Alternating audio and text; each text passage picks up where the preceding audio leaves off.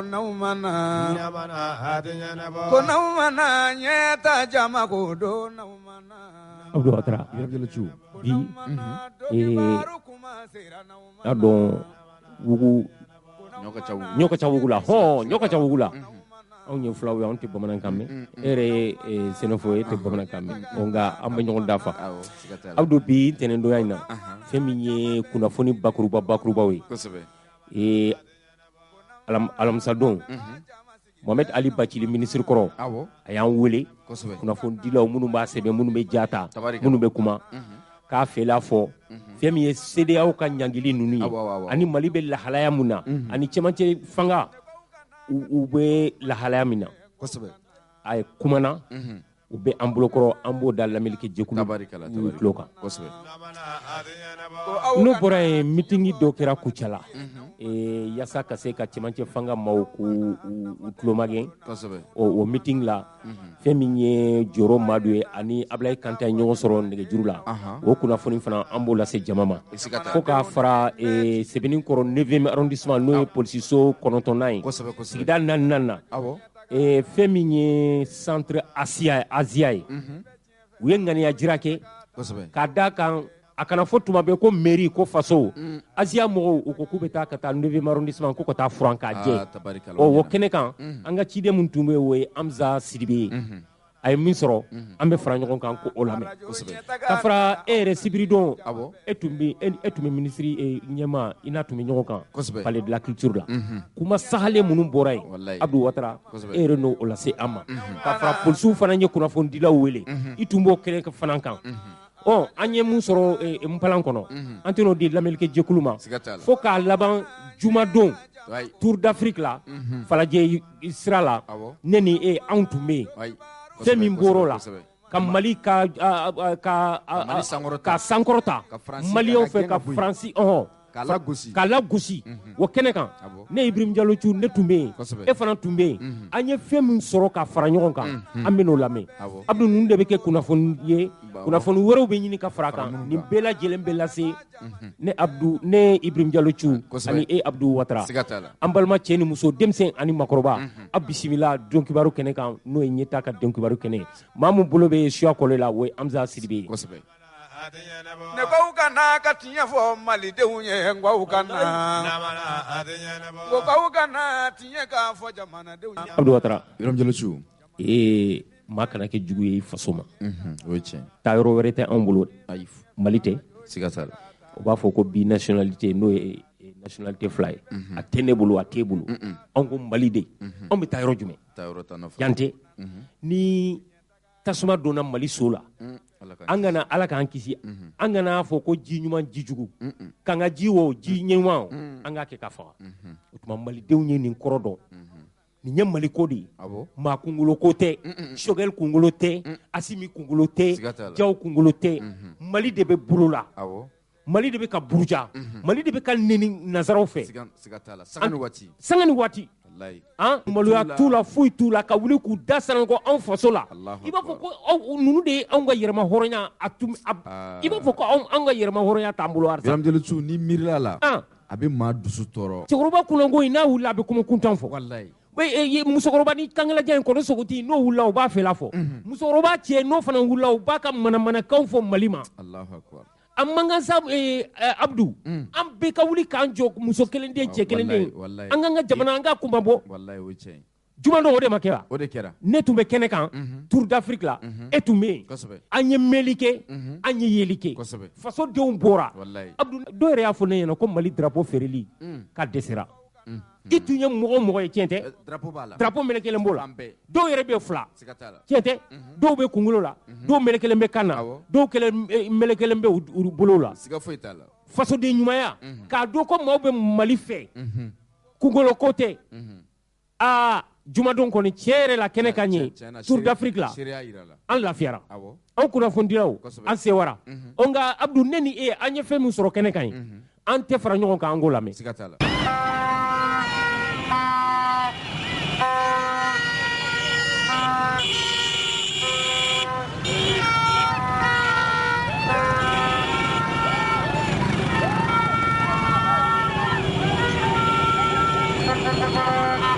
Ono ci ambi fo ebe bom nebe bo chadi e bo chal njamena anjamena hambi bo karte muisiam tour d'Afrique la bi muisiam mallawa parce que en faso don quoi am mo ko bola hiji sirbe ka ale an mamuso ala ko gergeze ono na iskel ke chadi umba sorlo yorla in fa ke fano tara hiji sirbe ono na iskel ke chadi in fa ke terore mbonse ashta kamara ale mani kadum ere to ne to go mamad tarawore ifato ne fa ke Ibrahim Tarawore ibadu ne ba ashta kamara ma ifangele chaje ifangele malien no ne 100% dum manyagami ne bonse manika mfa ke Tarawore o munyi se tour d'Afrique la bi parce que injamana nana kan e faso ne akale chogo woli jamana e faso nyogonte ndron nane halin ni galiya ne akadi e faso dum halin ni galiya e faso dum ni ndron nane faso fele faso ere nya akadi ni jamane werle mbi sigi anti sigi tugum ne abena ibe to ibe muso furuya mbi muso furuya nala sana fem mina e males ne ko nin tol malle ngoro nanan faso la to ambi fo ne ko ni ko foli be male bela quoi inshallah mbala amborgo min be amba do kala ka nogoya me andem son don quoi na nya gala ambi se kamar fata ambi jigu demi mun kama ambi faso bono golo quoi me mali na chana bela me ala kana chala ka dilanya ambi do ko suani tele me am ne ko na membe sukun la ko amba ka don armela nka jamana la ko kan kan jamana kursi ala ka no wodurum ambi fo amba wala so ambi fo en plein tour d'Afrique là Mali drapeau be kana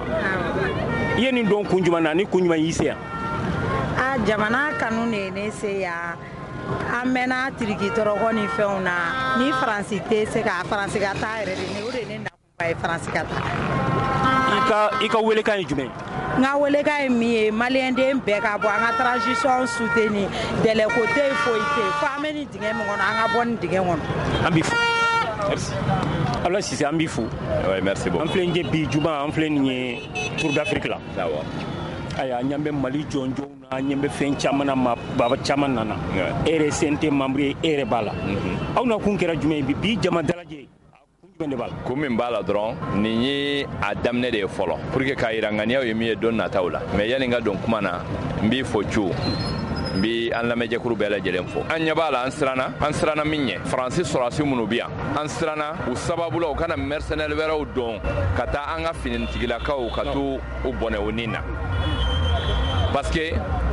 mɔgɔ b'i lasɔrɔ ni sira min ye n'i y'o sira tigɛ i bɛ lafiya bi an ɲɛ b'a la faransi sɔrɔsiw ka taa Mali ka hɛrɛ de don u bɛ se ka bɔ Niger fɛ n'u minɛna u bɛ se k'a fɔ non k'olu ka mɔgɔw de don k'u bɛ kanale u ka unité de la u bɛ se ka minɛ ni maramanfɛn u b'a fɔ non u ka sɔrɔsiw ka maramanfɛn de don a bɛ ka na yen de a droit t'an ka mɔgɔw bolo k'a fɔ k'u ka sɔrɔsi bi yan ko maramanfɛn tɛ don ka taa d'u ma k'a sɔrɔ u bɛ se ka mɔgɔ wɛrɛ de armé o ɲuman ye min ye i jugu n'i y'a natɔ ye muru b'a bolo yanni k'a fɔ i ɲin don bɛ i jugu de don maramanfɛn min a bolo i b'a fɔ kana don ka du kɔnɔ n'an tɛ se ka dɔ wɛrɛ kɛ an kɔni ka jamana y'an ta ye an k'a f'u ye u ka bɔ an ka jamana kɔnɔ an k'o f'u ye clair u ka bɔ an ka jamana kɔnɔ o tuma na min ye ambassadeur ye min ye diplomasi ko ye an t'an da don o la o bɛ autoritéw bolo n'olu yɛrɛ ye a juger cogo min a n'o de ka kan mais an bɛ se ka fɛn kelen min fɔ dɔrɔn o ye min y'u ka armée ye armée française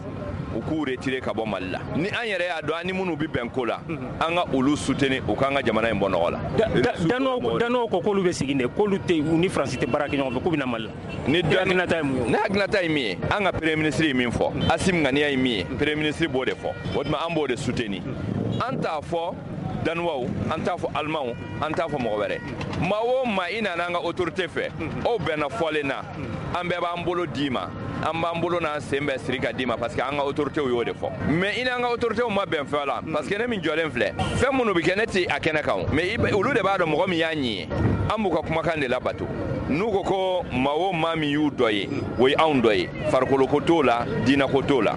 o y'u dɔ ye o tuma na an fana b'i soutenir mais n'an y'a ye risque bɛ maa o maa min ta la yanni olu ka kuma an bɛ bɔ fɔlɔ k'a fɔ a ye ta an bɔra wula in na k'a jira k'a fɔ c'est à dire faransi ka taa ka bɔ Mali kɔnɔ an b'o de fɛ an b'a répéter faransi ka taa ka bɔ mali kɔnɔ n'u ma taa ka bɔ mali kɔnɔ an bɛna bɔ waati nataw la o bɔli bɛ kɛ comme les 14 ta ɲɔgɔn pour que k'a yir'u la ko an bɛ se ko la an tɛ an ka jamana ye u ka bɔ an ka jamana kɔnɔ. alamisa don burkina ka lasigi la CEDEAO ye lajɛ dɔ kɛ o ma burkina ɲangi laginɛ ni mali ɲangira e hakililata ye mun ye o ko. non o tɛ kojugu ye o ne bolo o tɛ kojugu ye lajɛ de tun kɛra fɔlɔfɔlɔ CEDEAO n'an ka mɔgɔw cɛ o ma mali ɲangi o u ko ninnu ka taa n'u ka agenda ye 18 mois fɔlen o ko problème t'a la mais an y'a ye 18 mois tɛ se k'an ka affaire kɛ an kɛlen ka dɔ fara a kan u ye embargo sigi an da la o tɛ problème ye o bɛ burkina fana makɔnɔ ni burkina ka kegun u b'u ka agenda kɛ san 5 komi mali ta ni burkina ka kegun u b'o de kɛ san 5 ou bien olu n'an ka mɔgɔw ka kuma an ka mɔgɔw ka transition ye hakɛ min ye u k'o ɲɔgɔn di n'an y'an bolo di ɲɔgɔn ma an si kana bɔ an ta kan c'est ça an si kana bɔ a kan an de CEDEAO ye ni an ko k'an t'a la Laginɛ ko k'a t'a la Burkina ko k'a t'a la Niger ta bɛna ale a timɛ o Niger bɛna ale a timɛ Sénégal bɛna a timɛ Côte d'Ivoire bɛna a timɛ o m'a fɔ k'u ye sécurité renforcer yan o ti mago foyi ɲɛ Ala k'an bɛn sababa ma an b'i fo Cissé ni wulikajɔ laɲini ye fɔlɔ ka yira diɲɛ bɛɛ la ko maliyɛnw ka faso kanu u ka patriotisme mɔgɔ tɛ se ka duti don a la k'a fɔ ko a wo sɔgɔlen don ou bien fɛn filanan k'a yira k'a fɔ an b'an ka faamaw kɔ an ka faamaw monter en puissance donc dunan minnu kun nana n'o ye barikani ye u k'u ka koso ni kasaw cɛ ka taa u ka so an yafar'u ma jama in bɔbaliya tɛ o parce que zeyin autorité ma ci bila jama yɛrɛ do k'u bɛ bɔ tugun parce que mɔgɔw sɔrɔla minnu b'a essayer k'u b'an ka dugu la gosi k'an ka dugu ɲɛmɔgɔw la gosi donc an bɛ bɔ de k'a yira k'an tɛ so ma an bɛ bɔ fana k'a yira CEDEAO la k'u ka bagabaga a tɛ s'an na wa an b'a yira CEDEAO chef d'État bɛɛ la n'u tugura sariya kolon kɔ ka sariya ta mun tɛ CEDEAO sariya kɔnɔ ka se mali ma an b'a a ɲɔgɔn de appliquer u yɛrɛ ka dugu kelen kelen na an n'u ka dugudenw bɛ ɲɔgɔn fɛ mais dugu faama minnu bɛ yen u k'a dɔn k'u ka tour fana bɛ se parce que i se k'i ka fasodenw nɛgɛn ka tugu faransɛw kɔ u b'o o mun na u k'o dabila donc mun kɛra Guinée mun kɛra Mali la mun kɛra Burkina a bɛ su bɛɛ ma don dɔ la parce que Afrique occidentale la yan fɔlɔ an bɛɛ tun ye jama kelen de ye an tɛ sɔn jɔnya ma o jɔnya nin an tɛ sɔn a ma ne président mun fili yɛrɛ ma an bɛ kangari d'a ye n'an ma segin a kɔ mun kɛra Mali la o ɲɔgɔn b'a sɔrɔ. bi wulikajɔ kun fila t'a la faransi ka sarasiw k'an ka dugukolo to an ye an dalen t'u la bilen e tɛ se ka i ni mɔgɔw ka sarasi to kɛlɛ la k'o janfa k'o to jugu bolo k'o ka da i la tuguni anw population Mali ka sarakisɛ n'o ye article 22 constitution na o y'a ɲini ko jamanaden bɛ k'i don jamana lakanani na o hukumu kɔnɔ a n'an ka jɔyɔrɔ kama anw de dalen tɛ faransi ka sarasiw la bilen an dalen bɛ an ka sarasiw de la an t'u ka lakana fɛ bi an t'a fɛ sini parce que u kɛlen bɛ anw yɛrɛ jugu de ye donc u ka Bamakɔ bila u ka Mali bila hali n'u ka mɔgɔ bɛ minitiman na u ka bɔ n'u ma bɔ ni min y'u sɔrɔ u y'o ɲini parce que i tɛ se ka na k'i bɛ mɔgɔ lakana ale dalen tɛ e la donc an b'a ɲini u fɛ autorité tɛ dɛ anw de maliyɛnw ka kuma don an t'u fɛ bi an t'u fɛ sini u k'an ka dugukolo to an ye u nana mun kama u ma mako ɲa u dɛsɛra n'i ye mɔgɔ bila baara la n'a dɛsɛra i bɛ baara bila surtout kɛlɛ bɔra Kidali ka Mali bɛɛ labɔ k'olu to yan donc u k'an ka yɔrɔ to an ye n'i ye jateminɛ kɛ faransi bɛ yɔrɔ min na u ka politiki mɔgɔw bɛ ka u ka jamana dɛmɛ o ye tiɲɛ parce que olu b'u ka jamana fɛ an dɔw ta tɛ nin fɛ o tɛ problème ye mais u ka bila u kunkolo la ko anw de ta y'an ka Mali ye wa Asimi bɛ kɛlɛ min na Mali libérali dɔrɔn tɛ dɛ a ka kɛlɛ kun ye ka farafinna bɛɛ ka hɔrɔnya an n'u ka danbe sigi u ma faransi tɛna anw mara bilen nin y'o bannen n'a y'u ja min ka di o k'o kɛ anw b'a dɔn ko faransi mago bɛ an ka dugukolo la hali n'an ti yan donc u ka taa u ka bɔ yan an b'o de nɔfɛ voilà an ka laɲini tɛ dɔwɛrɛ ye an bɛ fɛ k'a jira diɲɛ na k'a fɔ ko anw tɛ peuple fitiriwale ye anw tɛ fitiriwale ye maliyɛnya ye danbe de ye danbe min b'an na k'a jira diɲɛ na k'a fɔ mɔgɔ fɛn o fɛn ko degun min b'anw kan ko y'i ka degun ye anw ni b'i ba la an ni b'i fa la k'a jira diɲɛ na fana k'a fɔ ko yanni anw ka kɛ maliyɛn anw b'a considérer k'a fɔ ko an ye africain i ɲɛ tɛ tour de l'Afrique nin na a n'a kɔrɔ de bɛ ɲɔgɔn na parce que bi an bɛ a jirala farafinna la k'a fɔ ko tile min bɔlen filɛ nin ye ko nin tɛ Mali tile dɔrɔn ye dɛ nin ye farafinna tile de bɔlen ye ko an bɛ fɛ ka balo an wɔsiji la ko an tɛ fɛ ka balo tuguni mɔgɔ wɛrɛw ka lɛnpo n'u ka fɛn wɛrɛw la ko an bɛ fɛ k'a fɔ diɲɛ na ko jɔnyajuru min an b'a kɔnɔna na ko anw bɛ bɔ o jɔnyajuru kɔnɔ ko k'an ka yɛrɛma hɔrɔnya ta ko anw b'a préféré ka sa Congo la an b'a préféré ka Congo to an na k'a fɔ ko anw fara ko Faransi ka échec Sahel kɔnɔna na singulièrement Mali kɔnɔna na ko san 10 k'i ma se ka fɛn ɲɛnabɔ min na k'u ka taa ko ala ka fiɲɛ k'u yɛlɛnso ye ko anw mago b'an yɛrɛ de la bi.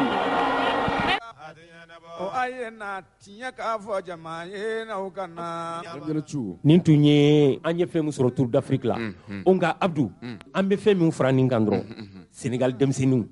Abdou tiɲɛ yɛrɛ la ani Côte d'Ivoire taw ani Niger taw u wulila ne yɛrɛ Sénégal denmisɛnninw ye f'u y'an ka hymne national da u ko il n'en est pas question ko kuma t'a la ko ka frontière ko ka dayɛlɛ wa an bɛ olofow fo ka segin k'u fo an bɛɛ kelen u y'an ka hymne national da ne yɛrɛ ɲɛ y'a n tulo y'a mɛn ko tabarikala an bɛ wolofɔ fɛn o fɛn bɛ yan Sénégalais fɛn o fɛn bɛ yan an b'u fo fo ni ce an bɛ Niger denmisɛnninw fo an bɛ Côte d'Ivoire denmisɛnninw fo Abdou o bɔlen kɔ fɛn min ye premier ministre ye Docteur Choguel Kokala Maïga palais de la culture la Sibiridon e tun bɛ Yaram Jalachu i n'a fɔ Mali alisilamɛw u ka tɔn i b'a dɔn a burufaraw ka ca nka min ye alimamuw ye n'o ye diinɛlaselaw ye Yaram Jalachu i b'a dɔn adamaden ka adamadenya fan caman a daminɛ alimamuw b'a la a laban alimamuw b'a la n b'o misali mun d'i ma ni muso jiginna ni denkuli bɛ kɛ alimamu tɛ ye kɛnɛ kan Abdou ni fatura jɔn de bɛ seli alimamu Ibrahim Diallo Su i y'a dɔn sisan an bɛ don min na i n'a fɔ bi Mali kanu ka don dusukun na a tun bɛ i n'a fɔ kɔrɔlen nka sisan dɔ farala kan kosɛbɛ o de kɛra sababu ye marabolo ɲɛma ka sanga ni alimamu u ka sigi tako filanan ye n'o y'u ka deuxième congrès Choguel a ye wulikajɔ kɛ i b'a dɔn k'a fɔ dɔgɔkun tɛmɛlen kosɛbɛ alamisadon Choguel a tun bɛ Kolokani jumadon a ye sigiba dɔ kɛ fana juma kɔfɛ fana a taara fo Segu ka taa baara dɔ dayɛlɛli kɛ n'o ye festival Jindi Jare o tɛmɛlen kɔfɛ fana a bolila ka na Bamakɔ tuguni ka sani o waleya ninnu fana ka kɛ ani marabolo ɲɛmaaba n'o ye président ba ye an ka jamana ɲɛmaaba ye colonel Assimi Goïta a n'o tun sigira ka kuma jamana lahalaya la ka sababu kɛ Union africaine olu ye sigiba kɛ olu fana b'a la k'a fɔ ko camancɛ fanga in k'a ka kɛ ka bɛn kalo 16 ma min ye furugufurugu fana ye min bɛ an ni Faransi jamana cɛ sɛbɛnfuraw ka ca dabu ye sunɔgɔtu ye mais marabolo ɲɛmaa nana n'o ye Docteur Choguel Kokala Maïga ko a bɛ min ɲini alimamu fɛ min ye u ka misiriw ye min ye diinɛ laseyɔrɔ ye u k'a fɔ jamanaden bɛɛ ye bɛɛ ka duwawu kɛ jamana ye jamana ka se ka basigi Ibrahim Diallo Thiaw min yɛrɛ kɛra dabalibanko ye o conseil ka ciden min tun bɛ kɛnɛ kan ale ye fɛn dɔ fana fɔ o y'an miiri janya kosɛbɛ an ka ciba kisi nɛɛmaba ye u ko waati dɔ tɛmɛna ni gɛlɛya tun bɛ yen kosɛbɛ k'a to seli kɔnɔna la ko a tun bɛ duwawu kuma ala deli k'a to seli kɔnɔna la u b'a fɔ ko kununtu o kɛra sababu ye ale y'a jira k'a fɔ min ye o conseil ciden ye a ko a b'a ɲini alimami bɛɛ fɛ ka sanga ni Choguel ni Assimi ka diya ni cɛsiri ye ale b'a ɲini u fɛ k'u to u ka seli la alimamu k'u to u ka seli kɔnɔna la bɛɛ ka duwawu kɛ i n'a fɔ Rasulu kisi nɛɛmaba ye waati min na ni gɛlɛya tun bɛ yen a to seli kɔnɔna la a bɛ ala deli komi an ka jamana bɛ lahala min na olu fana y'a ɲini alimamu fɛ k'u to seli kɔnɔna na u ka ala deli jamana ye jamana ka se ka bɔ bolo la lakana ko dɔ bɛ ka fara ka marabolo ɲɛmaa a y'o fɔ a ko marabolo dɔ bɛ i n'a fɔ Marebugu k'an bɛ don min na i n'a fɔ bi finitigilakaw sera ka o labila tabarikala mamurutilon bɛ k'u yɛrɛ ɲini min ye an ni diɲɛ yɛrɛ cɛ ye gɛlɛya min bɛ yen a kun bɛɛ ye min ye Mali ka hɔrɔnya a ka danbe a ka segin a ma marabolo ɲɛmaa y'o de fɔ e ma a kumakan dɔ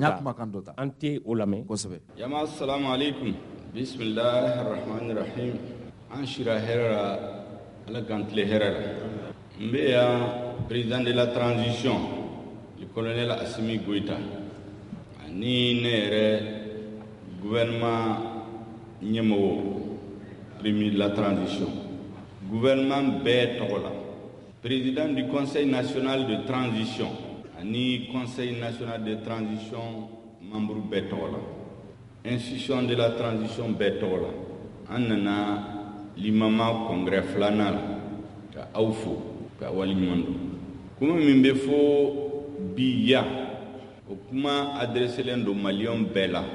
Mali kɔnɔ ani Mali kɔ kan a adressé don Mali teriw bɛɛ la a ɲɛsilen don hali minnu ŋaniya man ɲi ŋaniya jugu min ɲɛsilen don Mali ma a bɛ fɔ olu fana u k'a lamɛn président ko nga fawye ko be kele mina bi beni joyro be kan i joyro do be sur le front be ku ni di hali sisa do be kele la do be bi la sala barka la bibina région bela Mali kono il y a des opérations militaires de région bela hali suro kanto conseil des ministres extraordinaire la ministre de la défense a informé ko Marabougou libérera ko ministre des actions humanitaires nan kangi labe anini ORTM ukata Marabougou région bela kele jolendo bi an ye résultat minun soro depuis décembre kalo mugani segi le 28 décembre fobi ate kalo flabo anga l'armée résultat minun soro a terroriste bazuchi kulu yerechi ka domine ka kelemino minu bulu halu ye kelemino minu be armée bulu abe sandama damo armée be ku ber mine sisa kula résultat minun soro la kalu kele ni doko o ka chani min soro la samuga kono kele la donc a fawiye anga nga wasodo anga l'armée la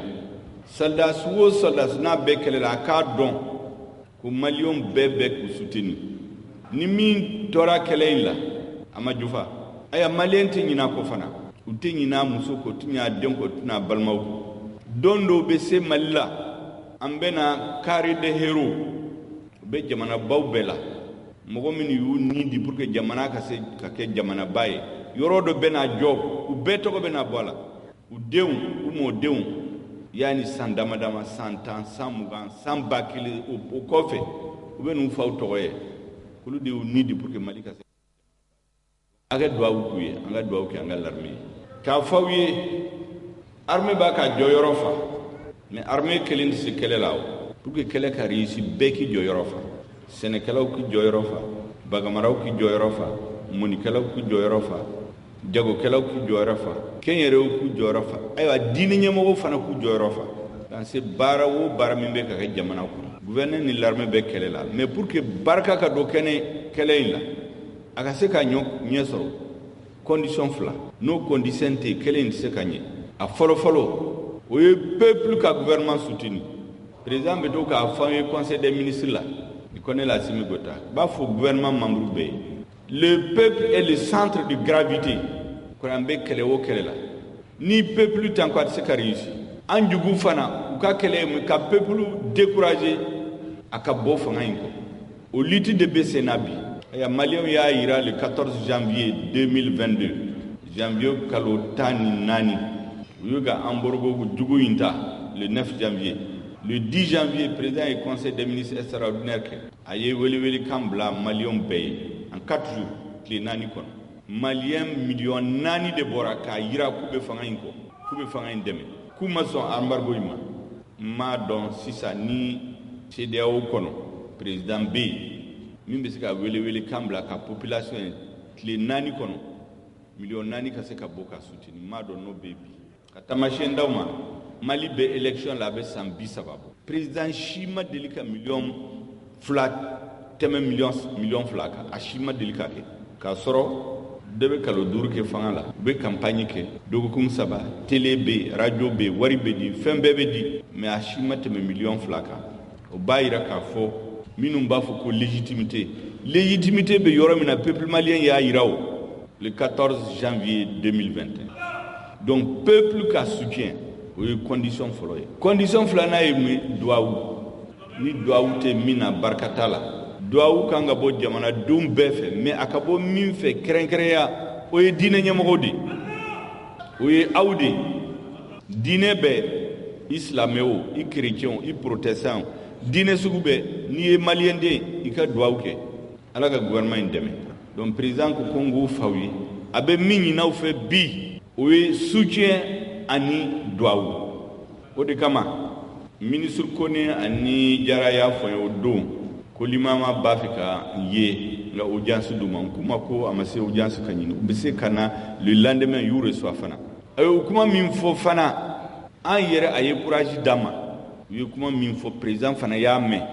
ye contrat rendu ka atla ka yetele la o ya farian o yanga soda su farin tila ka fo congrès mbeke nko nala sona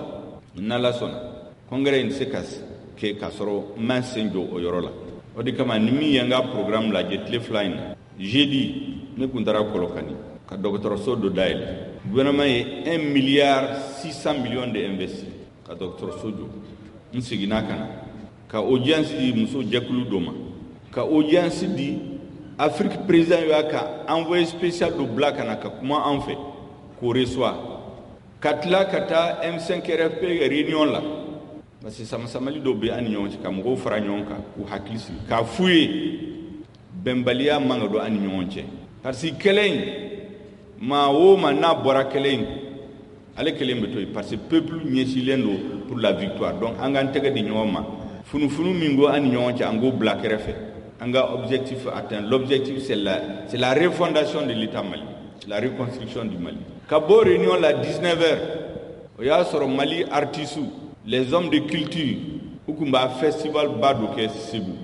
fana kuma ko se ka ke ni min senjo o yorola kabo en 19h yani nga sirata président yembele en segina ka barake fo 21h ka baro do la katla ka sibu sera sibu minuit ka sensi ndale kunu ka segi kana Bamako conseil des ministres extraordinaire que min borala ayame parce que jejugu do be sena ku ka 27 février ko no temena ku be ka bembemben ke ku ban kono au tournant le 27 février en kuma ko ni en kono tournant la itaye parce que nous on va tout droit anti tourner donc beto tournant la fo le 27 janvier o ya soro antemena anana au décret de Tassuro pour réviser la charte de la transition. Katlo la 22h, kata audience dama la fo minuit et demi, kana au réunion labi. Kabo jeudi fo bi au yerekaye. Avec kalo wulon labo, ministre be. En quoi ne connaît me wuli 4h30 fo 23h, clé ou clé. Parce que na makeni wati la fanga bareke ni jokola note jamana te bonno wala. Allez insérer le 31 décembre 2021. Il y a une délégation black à Accra. Où c'est qu'il y a vers minuit et quelques. Le président Wele, quoi le bureau là. On a 31 décembre, on a dit ko bara min babolo si sa jamana bara de babolo. Ko 31 décembre wati bena ko fe ni Mali redresser la domina. Quoi le beta kaso. Mino mega Mali kele ou kumbet longela président be bara là à minuit et quelques. Il est en train de coordonner les opérations militaires sur le terrain.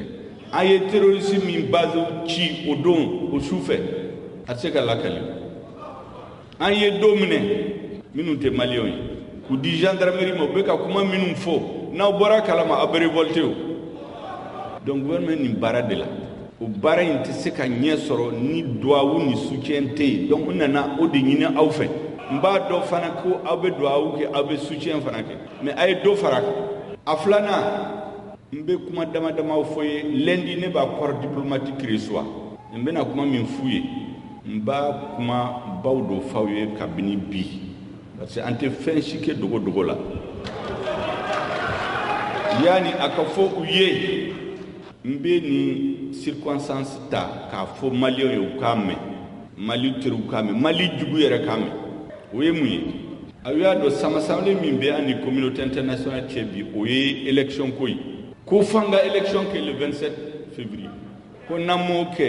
ko an ye gouvernement illégitime irresponsable anga jamana la ba fo ko muñu ni sabali no bife be se fembela président be muñu asabali lendo atekuma an fana sabali lendo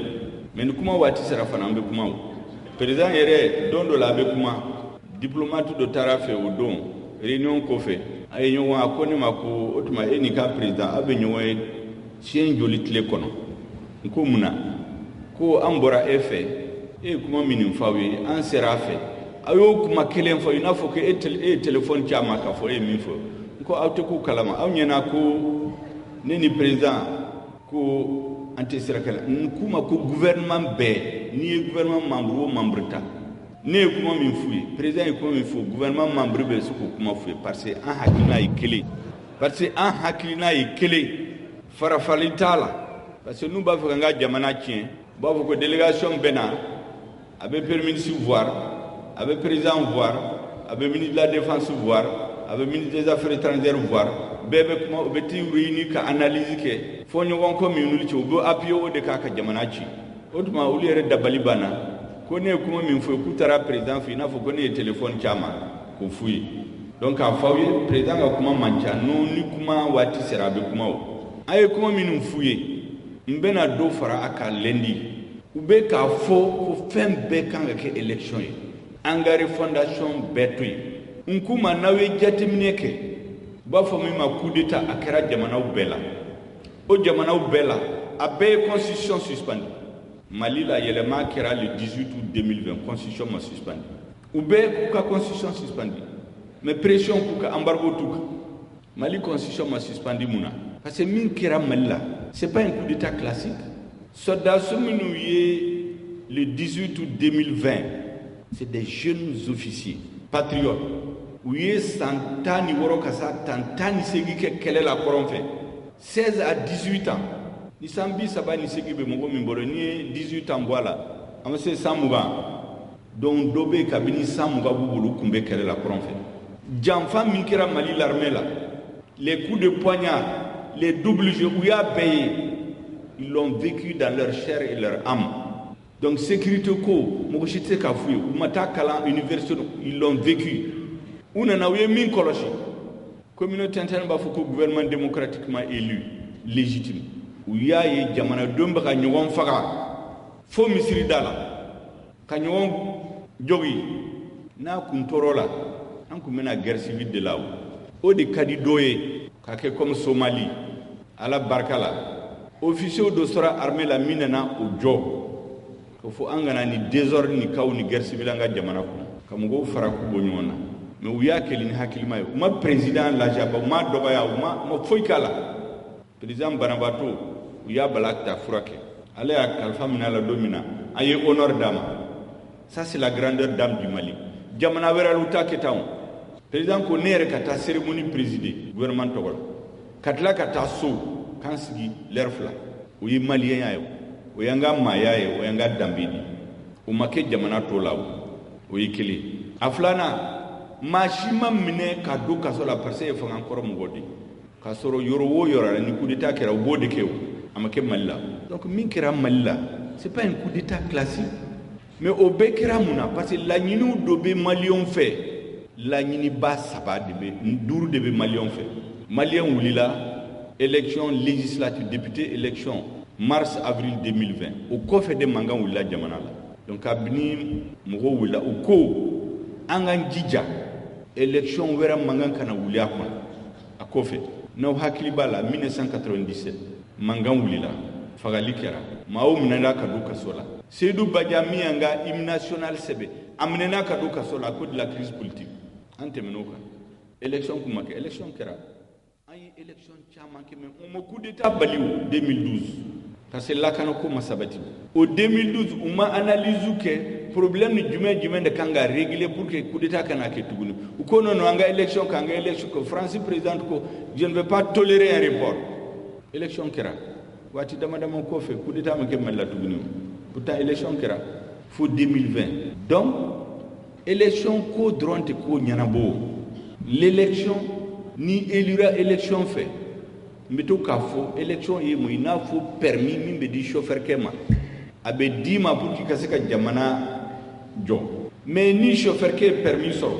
atora ka accident ke kamugo faga ka bika niveau la dongodo mi e permis da mabam na lawo fanga e jamana don de ta peuple de ta e fangandi ena na baramina ni make aba mine e lawo parce que machita ta kalfele ndo e lawo o de kama kuma konu ya beke élection droit ou be fili problème minu ya ke mangan wulila jamana kono fangu nyana bo foro donc peuple e kala nyini folo e muyi angan jija élection weranga condition ke pour que élection were mangan kana bo élection la wi la nyini folo la nyini folo na e muyi mangan wulila parce que dimi de kumbi jamana dewla u ko yurgu ni nganamu ay Mali tien ambe kelela wari min be voté kadi l'armée ma damadama bousig min kadi boko ola transition be ban 2013 gouvernement de transition ye jateminɛ ko pour que l'armée ka se ka kɛlɛminɛnw sɔrɔ ka Mali hɔrɔnyana danbe segama il faut 400 milliards kɛmɛ naani. Gouvernement kura nana après les élections de 2013 qu'il faut 1230 milliards. A y'a multiplié par 3 milliards bakele, milliards kemefla ani milliards bisaba. Peuple yodi, hali opposition votera, machima mangankala. Parce que Maliens ka hamiem, lakana ka sabati, parce que la sécurité n'a pas de prix.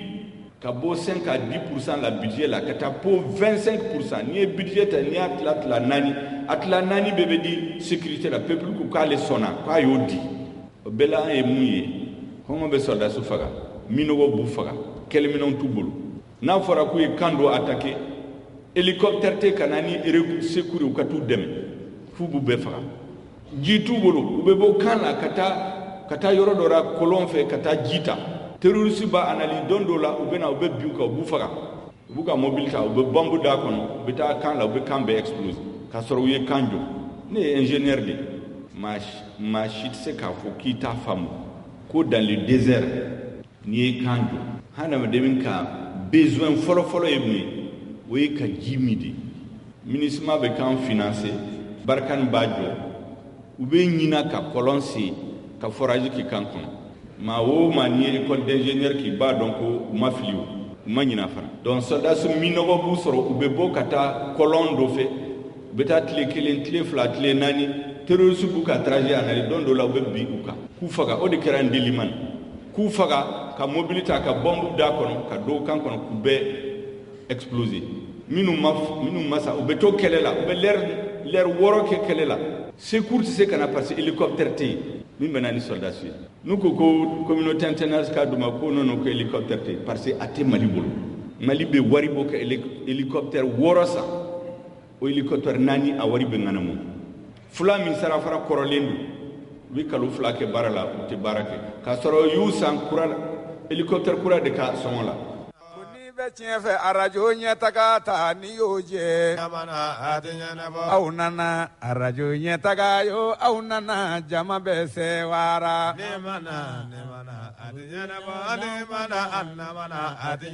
aw nana arajo ɲɛtaga nana aw nale jama bɛ sɛwara Abdou Ouattara fɛn min ye premier ministre ye an ye a ka lahalagaw lamɛn a ye kuma minnu fɔ u faamuna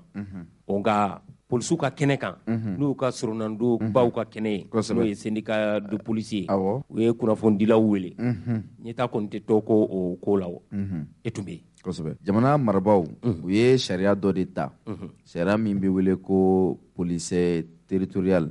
o dɔ kan ka di an ka wasabulu maaw ma olu ka sɛgɛsɛgɛli kɛ a sɛbɛnfura la ka sanga ni o waleya ye polisiw ka lafasalitɔ maaw olu ye dantigɛli kɛ k'a fɔ a kɔrɔfɔ in n'i y'a ta k'a lajɛ a bɛ ka taa cogoya min na olu kɔni m'a faamuya ka sabu kɛ ni a ko bɛ kɛ a bɛna kɛ sababu ye fana polisi jɛkulu kɛrɛnkɛrɛnnen dɔ de kan ka sigi n'i ye o kɔɲɔw ta k'o lajɛ olu minnu bɛ yen bi olu ka ko sara olu la walima k'a ɲɛfɔ olu ye k'a perepere-latigɛ olu ye olu mako b'o o de la ni a waleyaw bilala sen kan mais komi sariya de don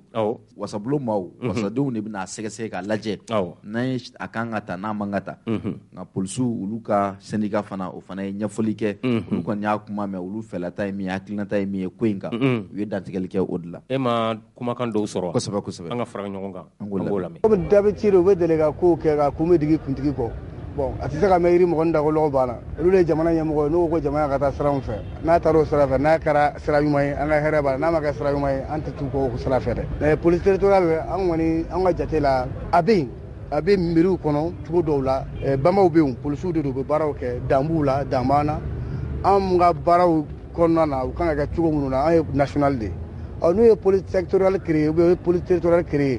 mais u bɛna créé ka fanga mun d'u ma an bɛ fɛ k'o de dɔn société de gardiennage caman bɛ yen minnu bɛ polisi baara wɛrɛw kɛ o i t'a sɔrɔ banque bɛ taa ni wari minnu ye an ka mɔgɔw b'olu kɛ o société de gardiennage b'o fana kɛ o an ma imposer o la an tɛna imposer na mais nka b'a la nka ye jumɛn ye a kɛcogo a kɛ waati a kɛ kuma a bɛ kɛla minnu fana ye a bɛ kɛla fɛn b'a ko kɔfɛ o de bɛ k'anw sara pour que a m'a fɔ garde territoriale u m'a fɔ gendarmerie territoriale u ma armée territoriale fɔ u ma armée sectorielle fɔ a b'anw sara an ka polisi minnu b'a kɔnɔna na mais n'u ye gafe bɔ ka gafe yira an na mun b'a a to an b'a faamuya an tɛ ban a bɛ se ka kɛ sababu ye mɔgɔ wɛrɛw bɛ baara sɔrɔ a la n'a ɲɔgɔn caman tɔgɔ yɛrɛ bɛ se ka yɛlɛma mais olu de y'a fɔ kunun k'a fɔ nin ye bɛnbɛnbɛn de ye faso kan olu de y'a fɔ kunun u ka kumasenw senfɛ k'a fɔ est ce que nin tɛna kɛ kɔlɔlɔ ye est ce que nin tɛ Mali yɛrɛ bilatɔ ye ka taa sira dɔ ka sira minnu ni an ka laɲini cɛ o y'an siran u kumakanw b'an bolo u ka sɛbɛnniw b'an bolo u ka fɔtaw b'an bolo o kɛra kunun o y'anw siran tɔn kɔnɔna na mɔgɔ caman siranna u m'a faamu ne hakili la polisi nationale tun bɛ Kidali an balimakɛ Musa Mara ka tagali la Kidali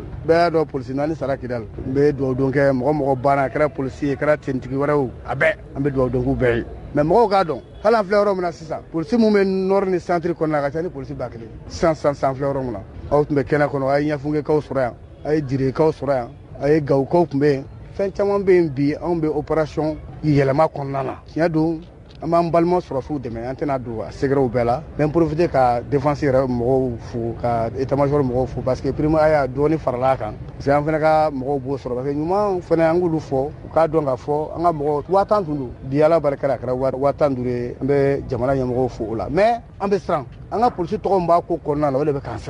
k'an siran mais n'u sera ka u ka bugulatigɛ mun kan ka fanga mun kan ka d'u ma k'a fɔ nin police territorial mais a kana daminɛ an bɛ ka sira yɔrɔ min fana ye parce que dɔw de bɛ k'a laɲini kɛ a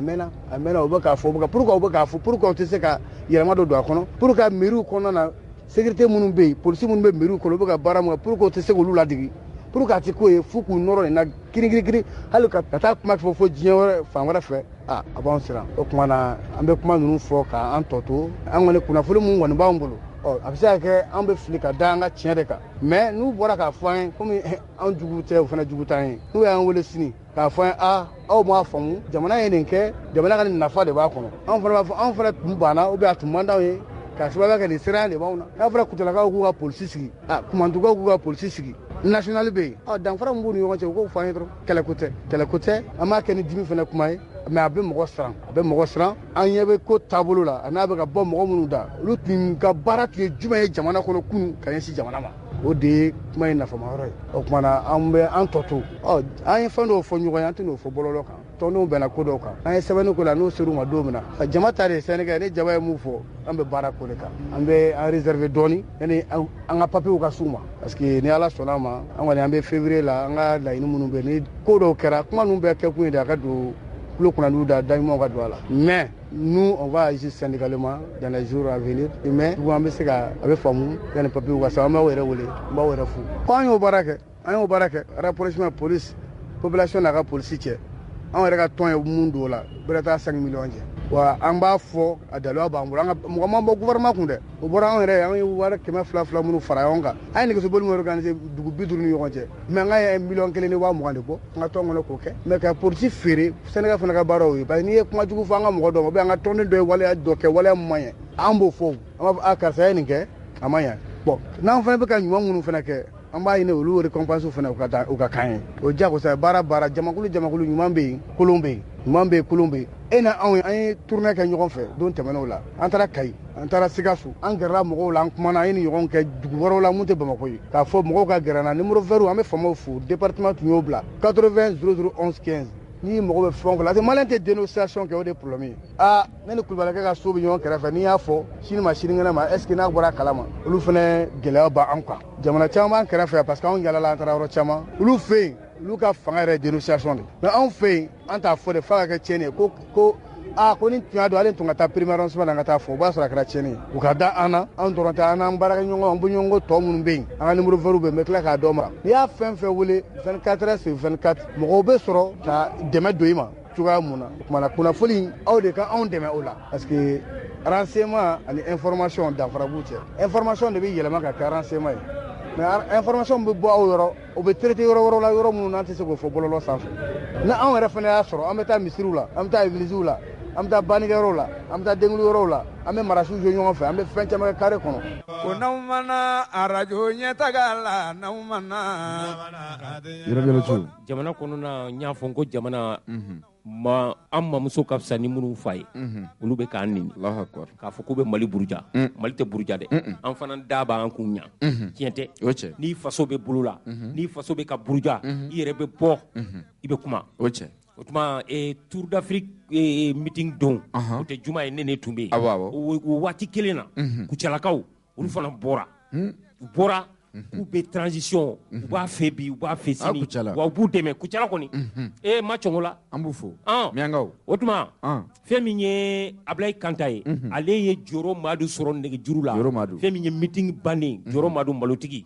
Joro Madu ye kumakan min fɔ an ka fara ɲɔgɔn kan an k'o lamɛn ka sanga bɔliba min labɛnna Yirawolo maaw fɛ min ni a kɛra Tout d'Afrique la an fɛ Bamakɔ yan o wagati kelen na min ye Kucalakaw ye olu fana bɔra ni ka caya ni ka jama lajɛraba kɛ jama lajɛrɛ min ni a kɛra u ka bɔlɔnbɔlɔn na bɔlɔnbɔlɔn min ni a ɲɛsinen filɛ u ka tiribili yɛrɛ ma nin don in na Kucala maabaw caman yɛrɛ kɛnɛ kan ye minnu n'u y'u ka dɛmɛ ni dɛmɛ ni ka ɲɛsin furancɛla fanga ye o maa ninnu dɔ ye Joro Madu ye ale tun bɛ Mali jagokɛlaw olu ka soba o tɔgɔla Kucala wa Joro Madu min ye sɛnɛkɛla don kɛn yɛrɛ ye cakɛ tigilama fana don nin don kofɔlen na a don fini o de tun ye Mali finitigilakaw olu ka fini ye a ye sira min sɔrɔ kɛnɛ kan ye olu filɛ nin ne tɔgɔ ye Elayi Mohamed Dawuda Jara nka bɛɛ b'a fɔ Joro Madu quoi n ye opérateur économique ye n ye sɛnɛkɛla ye ne bɛ nin ko in na depuis transition sigila Mala ka Asimi dɛmɛ Mala ka dɛmɛ position bɛɛ lajɛlen la n t'a dɔn n bɛ moyen min bɛ n bolo ni n bɛ se k'a kɛ ni nin tɛ quoi donc an ye jama bɔ bi pour que ka nin jira jama na k'a fɔ u ye baara min kɛ n'u b'a la ka baara min kɛ an b'a fɛ ça veut dire san 30 démocratie la san 30 Mali b'a la ka segin kɔfɛ ninnu ka transition kɔnɔna na u ye min ɲɛ Mali ye denmisɛnnin minnu bɛ yan bi olu ti caman dɔn a la mais démocratie daminɛna anw ɲɛna yan est-ce que y'a faamu an ye démocratie tu tigɛ anw ɲɛna nka o démocratie kɔnɔna na fo ka na se sisan ma jamana b'a la ka segin kɔfɛ de ninnu nanen u ka kalo damadɔ kɔnɔna na min kɛra Mali la an bɛɛ b'a dɔn donc ni a fɔra ko Barikani nana o Barikani min nana san 8 i bɛ jamana kɔnɔ kabini a ma se jamana yɔrɔ si fo ka na don jamana fa bɛɛ filɛ ninnu nana ko k'o b'o ko ban ni Faransi ko olu b'anw dɛmɛ olu b'a la k'an dɛmɛ e maa min nana k'i b'anw dɛmɛ n'a ko a ka sira bila an ɲɛ fɔlɔ a ko k'a tɛ taa o ye dɛmɛ bilen yan donc an b'a f'u ye k'a jija k'a f'u ɲɛna k'a fɔ bi an b'u kɔ quoi an b'u dɛmɛ an ni n'an farikolo la l'équipe qui gagne an t'o kɛ ninnu ka équipe de gagné don wa an t'u ka équipe labila diɲɛ kɔnɔ an fari ni n'an farikolo an bɛ Asimi dɛmɛ na an bɛ Choguel dɛmɛ na ça tabu quoi. Welewelekan laban jumɛn bɛ fɛ ka se Asimi yɛrɛ n'a ka transition ma sisan. ne bɛ min fɔ Asimi n'a ka transition ye a kana siran a kana yira ɲɛna jamanaden dɔ de bɛ bɔ k'a kɛ Pɔli Kagame filɛ nin ye bi a bɛ cogo di ne b'a fɛ ale ka transition kɔnɔna na fo mɔgɔw ka bɔ jamana wɛrɛ ka na baara kɛ yan n b'a dɔn k'a fɔ a bɛ se ka kɛ ne b'a dɔn jamana bɛ hukumu min kɔnɔ bi 10 ans walahi ni jamana b'a la ka taa taabolo min kɛ mɔgɔ an ka maliyɛnw bɛ taa baara kɛ yɔrɔ min na olu mɔgɔw bɛ na baara kɛ yan nɔ donc an mago b'u la u k'u jija u kana siran u kana yira cɛya tɛ fila ye diɲɛlatigɛ tɛ fila ye mɔgɔ tɛna cɛ fila diɲɛ on est prêt à lui aider an bolo an nafolo an ka nafolo n'an ni n'an farikolo ko ni bɛ tiɲɛ fɛ arajo ɲɛ Yɛrɛmjɛlɛcu an bɛ to Kucala fɛn min ye Joro Madu ye an y'ale ka kumakan mɛn sisan nka fɛn min ye Kucala mairie ye a tun bɛ komi i b'a fɔ ko siyɛkulukulu a tun bɛ sugu kɔnɔ a ka dɔgɔ a kɔrɔnen don nka maire n'o ye Omar Ba Dambele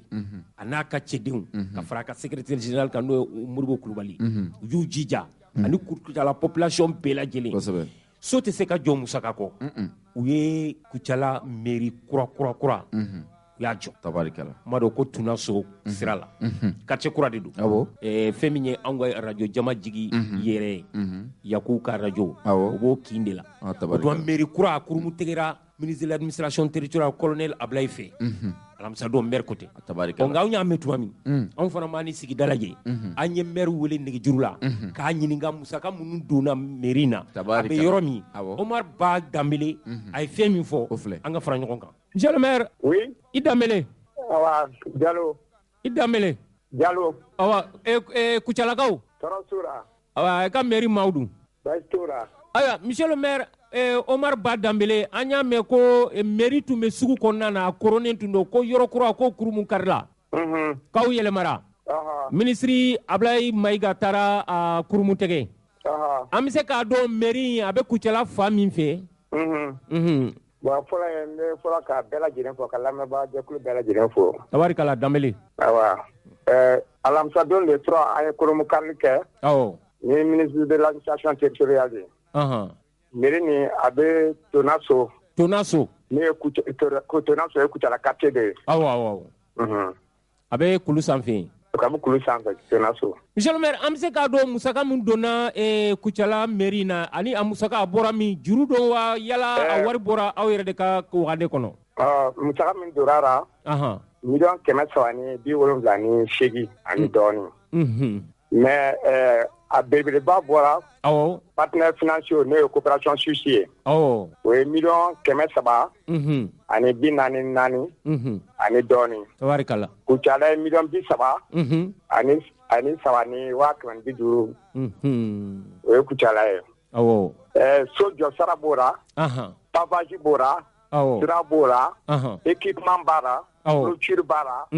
Hali courant transport ni poto minnu samara ka bɔ fɛn na ka na o bɛɛ b'a kɔnɔ. Tabarikala. Parce que o bɛɛ tun bɛ yɔrɔ min na fɛn kun ka gɛlɛn. Tabarikala. Monsieur le maire, n y'a dɔn i y'a dɔn aw tun bɛ sugu la o kɔrɔnen don sisan nin na bɛɛ lajɛlen kɔni bɛ bureau sɔrɔ. N ko bɛɛ lajɛlen kɔni bɛ bureau sɔrɔ yen mairie baarakɛla bɛɛ bɛ ka bureau sɔrɔ yen wa a fɛrɛlenba de don. Bon a fɛrɛlenba don mais halisa dɔɔnin b'a jɛ. Parce que an y'a plan dilan depuis 2005. Ni dɔw kan ka yɛlɛ a sanfɛ. O sanfɛla b'a jɛ. N'an yɛrɛ bɛ ka dabali tigɛ o y'an yɛrɛ wɔsi an bɛ se k'o kɛ. Aw bɛ se k'o kɛ aw yɛrɛ ka wari la. O bɛna daminɛ tile 2 yɛrɛ la. Tabarikala. An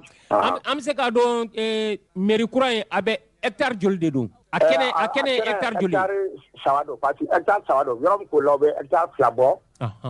Mais ɲɛfɛla la jardin municipal b'an bolo espace dɔ bɛ ɲɛfɛ o kan ka kɛ jardin municipal ye.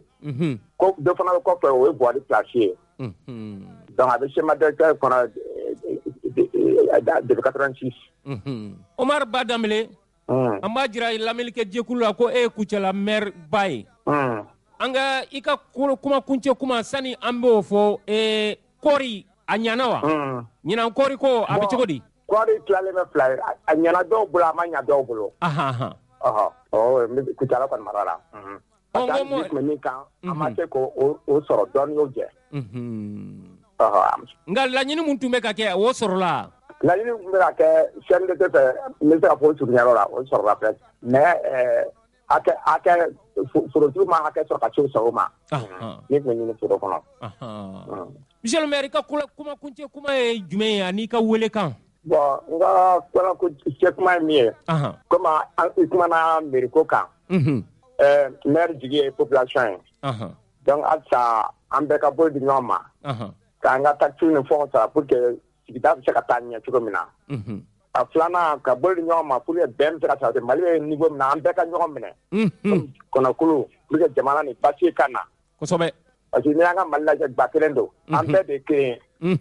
an kan ka tɛgɛ di ɲɔgɔn ma pour que jamana ka basigi kosɛbɛ. Monsieur le maire Omar Badamele an b'i fo an bɛ i ka secrétaire général n'o ye Modibo Kulubali ye an bɛ Modibo Kulubali fana fɔ an bɛ mairie agent bɛɛ lajɛlen fo kelen tɔgɔ la. O diyara n ye. I Danbele. Awara donc baara in ye bɛɛ ka baara de ye. Tabarikala. Mairie mɔgɔw ka baara don dugumɔgɔw ka baara don bɛɛ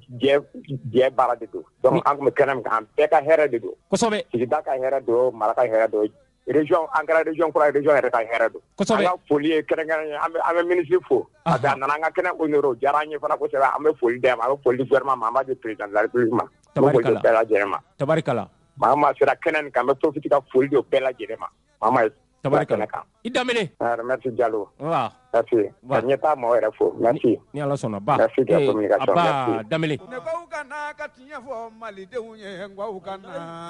Abdou Ouattara. Yɔrɔ dɔ tu. I b'a dɔn jamana kɔnɔ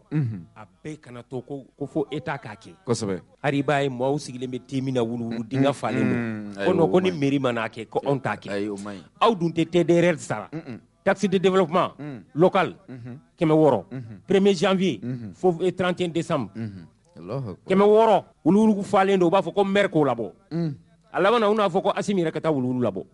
Tiɲɛ tɛ maa si t'i magwa maa si t'i baara kɛ bɛɛ ye dugu to yen a nɔgɔlen ni hukumu kɔnɔna na sa Asia maaw n'o ye centre Asia maaw olu ye hakilina ɲuman sɔrɔ u kana bɛɛ to mairie bolo u kana bɛɛ to État bolo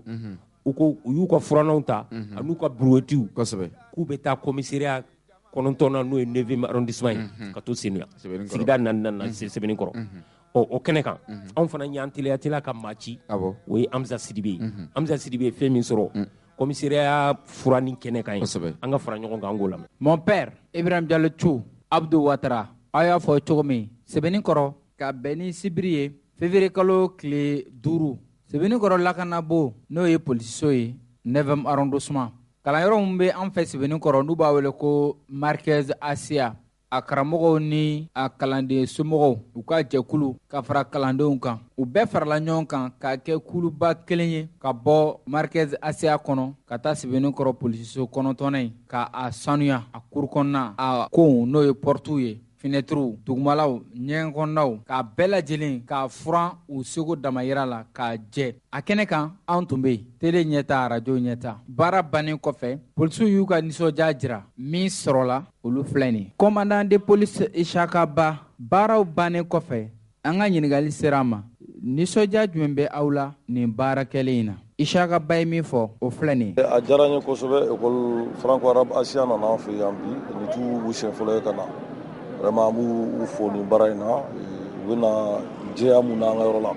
u nana an ka cour nettoyer k'an ka yɔrɔ lajɛ an bolo vraiment a diyara n ye kosɛbɛ bɛɛ b'a dɔn jɛya ye fɛn min an ka ɲininkali sera Ishaka Ba ma yala 9e arrondissement polisiw ani sigida denw cɛw bɛ cogo di u ka surun ɲɔgɔn na wa walima u ka jan ɲɔgɔn na nafa jumɛn bɛ sɔrɔ polisiw ni sigida denw ka fara ɲɔgɔn kan ka kɛ kuntilan kelen ni hakilina kelen ye sigida taaɲɛ la Ishaka Ba a ye jaabi mun di o la o filɛ nin polisi bi yan population de kama ne kɔni hakilina ye population kan ka polisi rapprocher ko caman i n'a fɔ polisi kan ka gɛrɛ population na et puis surtout ni population an bɛ polisi bi yan olu kama u bɛ ko caman nɔgɔya u bolo ko caman bɛ kɛ dugu kɔnɔ bɛɛ b'a dɔn c'est à dire banditisme fanga ka bon cogo min polisi ka baara tɛ foyi renseignement kɔ population de bɛ se ka renseignement lase polisikɛ ma kosɛbɛ n'a mɛn polisikɛ ka ɲi kosɛbɛ i ye renseignement de sɔrɔ ka se ka baara kɛ kosɛbɛ donc ni polisikɛ ye renseignement sɔrɔ a bɛ se ka baara kɛ n bɛ vraiment population invité kosɛbɛ kosɛbɛ u ka gɛrɛ polisi la an ka se ka baara kɛ kosɛbɛ ko caman bɛ yen moi je pense que banditisme nana nasiraw la olu kow bɛ se ka nɔgɔya o kɔfɛ an ka ɲininkali sera madame Kone Jɛnɛba Tarawele ma ale ye parents d'élèves ka jɛkulu kalanden somaw u ka jɛkulu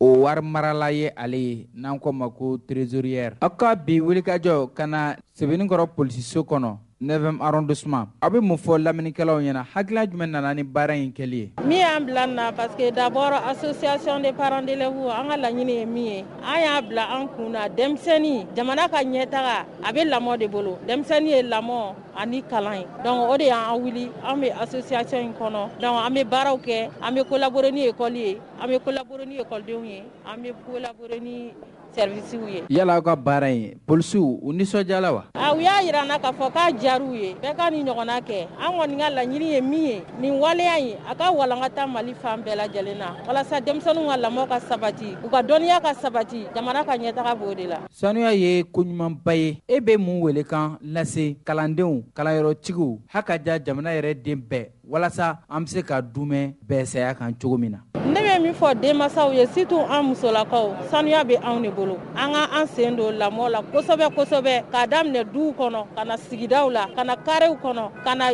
baarakɛyɔrɔw la ka na jamana kɔnɔ n'o de kɛra an b'an fanga fara ɲɔgɔn kan sanuya bɛ se ka sabati kosɛbɛ i ka kuma kuncɛ kuma ye mun ye i bɛ welekan jumɛn lase lamɛnnikɛlaw ma nin waati in na welewelemadan min bɛ anw bolo an kɔni association in an ma dɛmɛ sɔrɔ fɔlɔ dɛmɛ t'an bolo mɔgɔ t'an bolo n'an taara an bɛ fi sabililayi de kɛ dɛrɛmɛ ma dɔgɔ ba kelen man ca ne y'a trésorière générale de ni wari o wari donna a bɛ don donda min fɛ an b'a fɔ a bɛ bɔ ka kɛ fɛn min ye an b'a fɔ donc an bɛ welewelemada kɛ nin ka sabati yɔrɔ bɛɛ lajɛlen na ni min bɛ se k'an dɛmɛ dɛrɛmɛ ma dɔgɔ ba kelen man ca pour que association ye a ka walankata a ka se ka kɛ belebeleba ye don nataw la bɛɛ ka dɔ sɔrɔ a la mɔgɔ min bɛ fɛ k'an lasɔrɔ i bɛ weleli kɛ école Asia la Sɛbɛnnikɔrɔ yan 76 17 67 54 76 42 62 72 kalanfaw ka tɔn ɲɛmaw tɛmɛnen kɔfɛ an ka ɲininkali sera kalandenw fana ma ni baara in olu nana kɛ ni jɔn ka yamaruya ye Abubakar Dane ale ye kalanden ye Marquez Asia la a ye min fɔ ni baara in kun kan o filɛ nin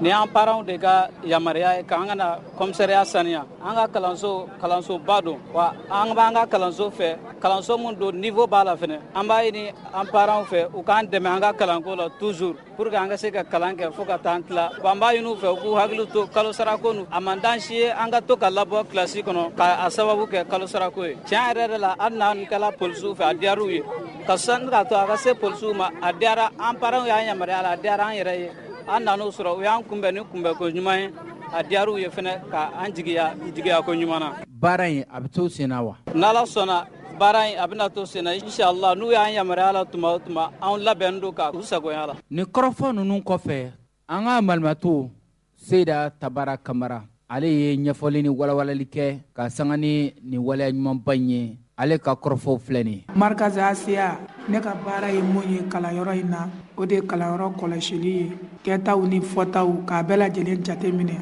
ka hakɛtigi bɛɛ ka hakɛ di komi a ɲinina fɛ cogo min na. Février kalo tile 5 n'a bɛnna Arajaba kalo tile 3 ma aw ye wulikajɔ ni hakilinan dɔ ta aw ni kalanden somɔgɔw a bɛ fɔ ma ko association des parents d'élèves ka taa Sɛbɛnnikɔrɔ polisiso 9 ka taa a sanuya ka porte ko ka cour kɔnɔ furan hakilina jumɛn nana ni nin baara in bilalen sen kan? Alhamdulillah rabbil alamin wa salatu wa salam ala rasul. Ko min ye an bila a la komi Alakira b'a fɔ kisi ani nɛɛma b'a ye ko saniya o ye limaniya tilancɛ ye ka tila k'a fɔ ko saniya ko bɔra limaniya la ko nɔgɔ ko bɔra sɛtanɛ la. N'an ye denmisɛnninw na kala la kalanyɔrɔ la f'an ka bɔ n'u ye ka baara kɛcogo yira u la du kɔnɔna la k'an ka kɛ cogo min na kɛnɛmana la k'an ka kɛ cogo min na hali service daw la baarakɛ daw la k'an ka kɛ cogo min na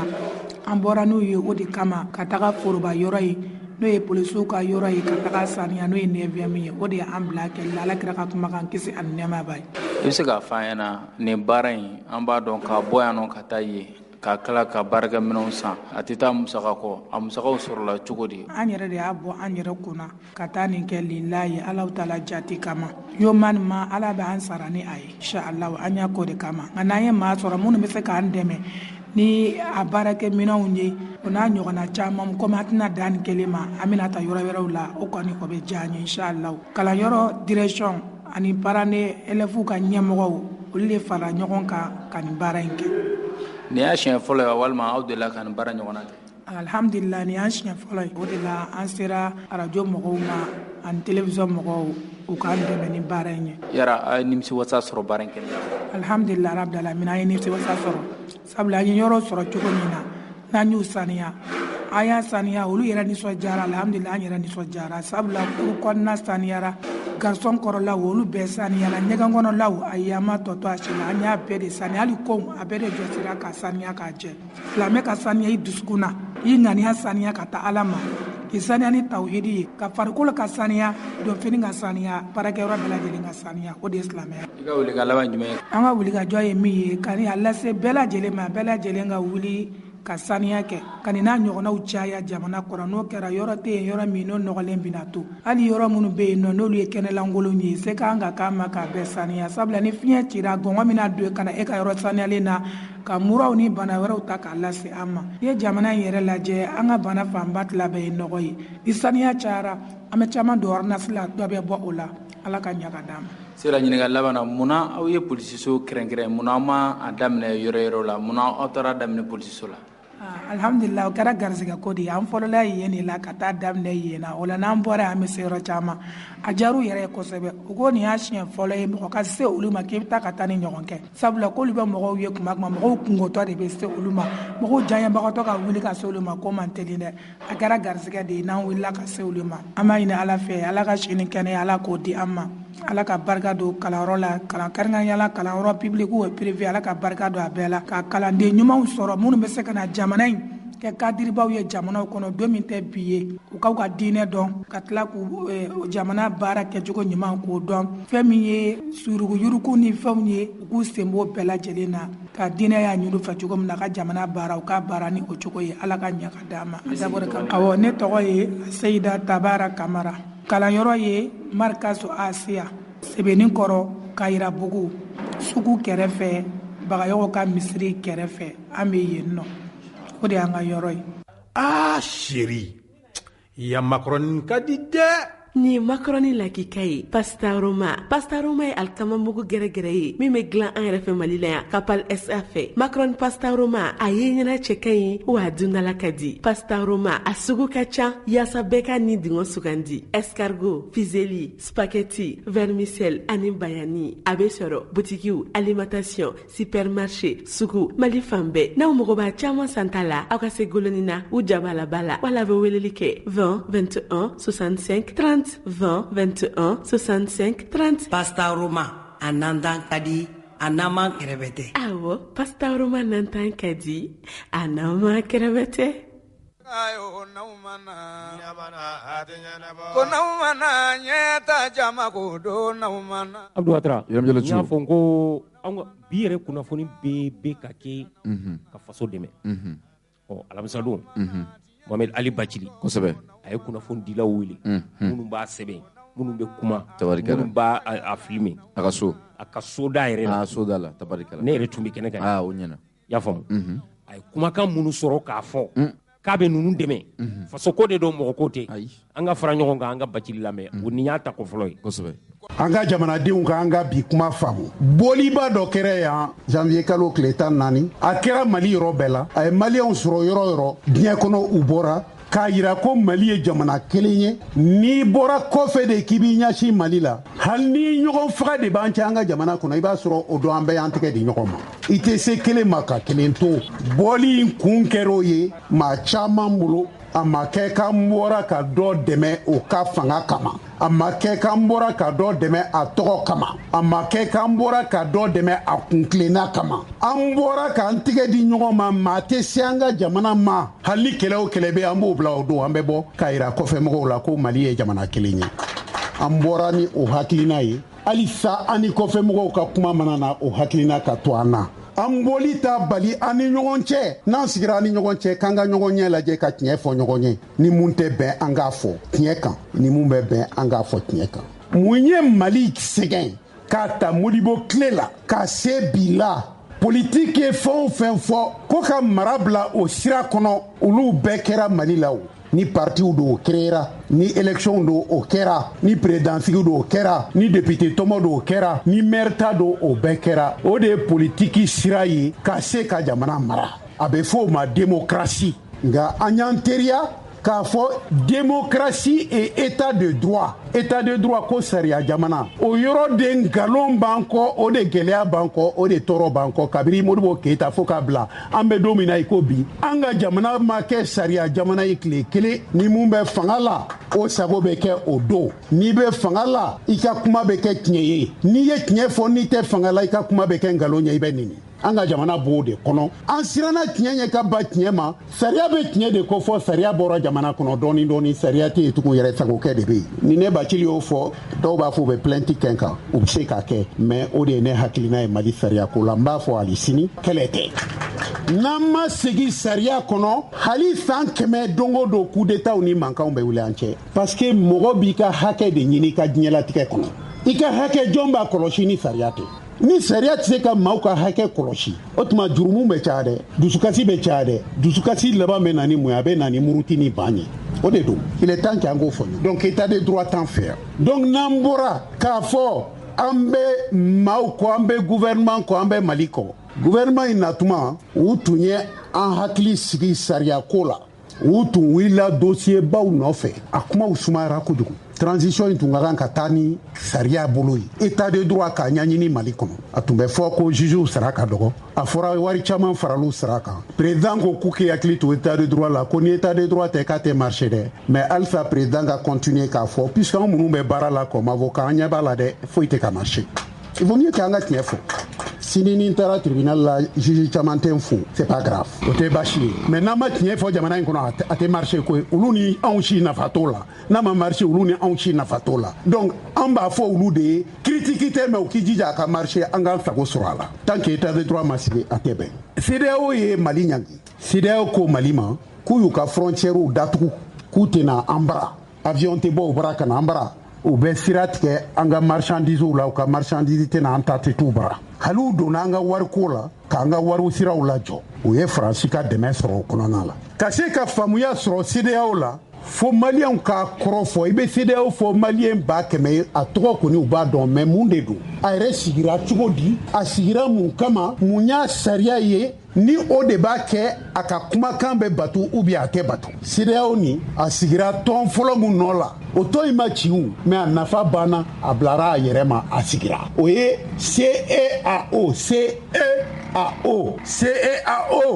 o de ye an ka farafinna tilebi fɛ o jamanakuluw ka tɔn in ma ɲɛsin kunkilenna la dɛ an ɲɛsira jamanaw ka tɔɲa la dɔrɔn jamana dɔw donna kɔnɔ tubabuw ye farafina tilebi yanfan jamana minnu mara olu dɔrɔn de y'o tɔn sigi o sigilen kan wɛrɛw bɛ fɔ farafina tilebi yanfan fɛ farajɛkanw na tubabukan bɛ yen angilɛkan bɛ yen pɔrtigɛkan bɛ yen nin bɛɛ bɛ yen o jamana tɔw ko a farafina tilebi yanfan fɛ sigi aw n'aw tubabukan fɔla jamanaw anw gunnen bɛ ɲɔgɔn na n'aw ye jɛkulu dilan o tuma aw b'anw sen bɔ o jɛkulu la o tɛ farafina tilebi yanfan ye dɛ o kɔni tɔ kɛra tubabuw ka marakɔrɔw ka jamanaw ye Ghana président Nigeria président olu wulila u ye tɔw kuma ɲɔgɔn ya Bamako yan u nana ko ka CEDEAO créer CEAO o de tun bɛ yen CEAO o banna a kɛra CEDEAO nin kɔrɔ ye mun ye nafa an kana kɛ jamanaw ka tɔn ye dɛ an ka kɛ an ka jamanadenw ka nafa sira ɲiniyɔrɔ ye communauté économique an ka jɛ sɔrɔ la nafa la an ka jɛ sigi o de ɲinini kan an ka jamanadenw ɲɛ aw ta y'a politikilama ye CEAO an ka jamanadenw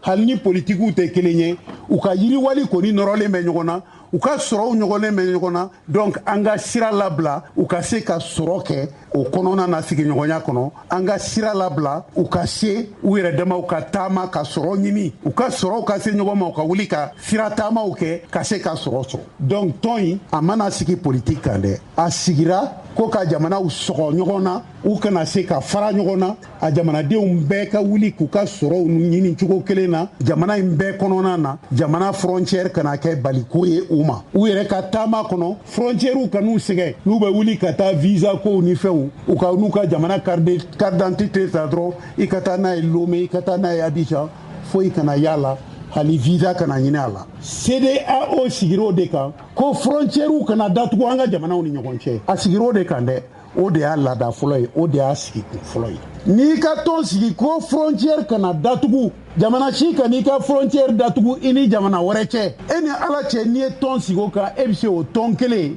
ko n'i bɛ ɲangini k'o la k'i b'a sɛbɛn o kɔnɔ k'i bɛ frontière datugu jamana ye n'i ko ko jamanaw ka frontière ka labila ni mankan wulila i t'o frontière datugu tugun dɛ puisque aw sigira frontière labilali de kan aw sigira de k'a fɔ frontière ninnu kana datugu cogoya si la ko jamanadenw kana sɛgɛn cogoya si la jamanaw ka politikɛlaw kɔnɔ u ka se ka taama u sago la u ka se ka ɲinini kɛ u sago la u ka sɔrɔw ka sɔgɔ ɲɔgɔn na foyi kan'o bali frontière kan'o bali CEDEAO a sigikun y'o de ye o de y'a furancɛ ye ani CEAO cɛ bɛnkan mun kɛra Bamako yan a fɔra de ko CEDEAO jamanaw k'u ka frontières a kana datugu u ni ɲɔgɔn cɛ a ka dayɛlɛ u ni ɲɔgɔn cɛ u ka jamanadenw ka taama kana bali frontière ka k'o sababu ye u ka jamanadenw ka sɔrɔ kana bali frontière ko y'a sababu ye a sigikun y'o de ye a laada y'o de ye a kunkilenna y'o de ye a b'i komi sisan n'i ko k'i ye silamɛ ye a dulɔ tɛ min jɛnɛya tɛ kɛ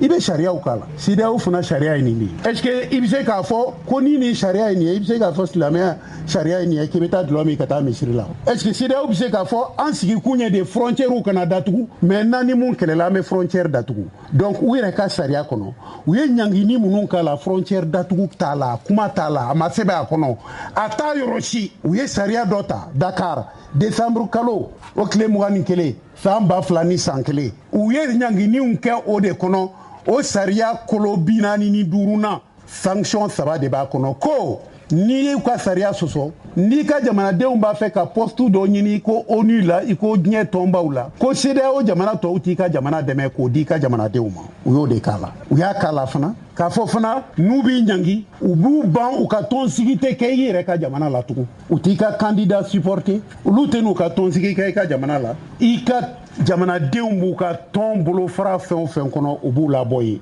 u b'u ka baara jɔ nin de ye ɲangini ye u yɛrɛ ye mun ta ne m'a ta dɛ nin de b'u ka sariya kɔnɔ frontière ko kuma t'a la a ma deli ka don a la a ma sɛbɛn a kɔnɔ o tuma olu ye o sariya ɲangini u y'a ɲangini frontière ko ye u y'o ta min a bɔra min a bɛ min a dalilu ye mun ye an ka jamana ka kan ka bɔ ni nin kumaw de ye ka nin de sɛbɛn k'a ci diɲɛ fan 14 kɔnɔ ni kɛlɛ mun b'anw fɛ yan ni mun taara an kama a ma ta sariya kɔnɔ a ma ta CEDEAO sariya kɔnɔ donc yɛrɛ sago kɛ b'a kɔnɔ a tɛ bala ne la ne y'o de fɔ tubabukan na o jamanatigi minnu n'olu bɛ t'i sigi ka CEDEAO k'u b'a sariya fɔ u bɛ mun kɛ u yɛrɛ ka jamana kɔnɔ u yɛrɛ ka jamana kɔnɔ u tɛ sariya bato u yɛrɛ ka jamana kɔnɔ u sago de bɛ kɛ u yɛrɛ ka jamana kɔnɔ ka sira tɛ jamana sariya kuma la ni mun ka d'u ye don min o de bɛ kɛ ni mun ko i b'i kankan o n'o cɛ u bɛ ta tiɲɛ o tuma mɔgɔ mun t'u yɛrɛ ka jamana sariya bato olu de bɛ taa sigi CEDEAO kelen in kɔnɔ yen u degelen tɛ sariya bato la donc u b'u yɛrɛ sago kɛ Mali ɲangini a kɛra yɛrɛ sago kɛ ye puisque a t'u ka sariya kɔnɔ a t'a kɔnɔ bi a t'a kɔnɔ sini n'a b'a kɔnɔ u ka bɔ k'a yira an na ni a t'a kɔnɔ i bɛ se k'i miiri i b'a fɔ bon peut-être CEDEAO yɛrɛ m'a ta CEDEAO y'i kanto de a jamana minnu bɛ yan ni anw tɛ se k'a ta aw kelen kelenna n'aw taara aw ka so y'aw ka frontières datugu aw ni Mali cɛ parce que sariya dɔ bɛ yen i b'a bila i kunna jamana bɛɛ b'a yɛrɛ sago la bɛɛ b'a ka yɛrɛma hɔrɔnya kɔnɔ o kɔnɔna na ni mun ka di ye i b'a kɛ donc a bɛ se k'a f'u ye hali n'anw m'a ta an b'a ɲini aw fɛ n'a taara aw ka frontières datugu CEDEAO bɛ se k'o fɔ jamana ninnu ye mais ni CEDEAO y'o fɔ CEDEAO y'a yɛrɛ sigi kun sariya tiɲɛ n'o ye k'a fɔ frontières kana datugu cogo si la olu yɛrɛ ma sɔn k'o sanction sɛbɛn u ka protocole kɔnɔ mun na u ma mun sɛbɛn u ka protocole kɔnɔ mun na aw b'a fɔ jamanaw ye k'u ka t'o kɛ ni jamanaw fana sɔnna i ko minnu y'u ka frontière datugu Mali la bi o de la ne ko n k'an ka taa tribunal la olu ye frontière datuguli mun kɛ a bɛ ka tɔɔrɔ mun da maliyɛnw kan olu de jo t'o la o an ka taa ɲini sariya bɛɛ b'a fɔ ko n'i ye maa tɔɔrɔ i kɛta kɔnɔ ko k'a ka tɔɔrɔ k'o sara d'a ma k'i bɛ se k'o kɛ Mali ka taa CEDEAO cour la réparation du préjudice u ka tɔɔrɔli mun kɛra CEDEAO ka a sara an ka gouvernement ɲɛ parce que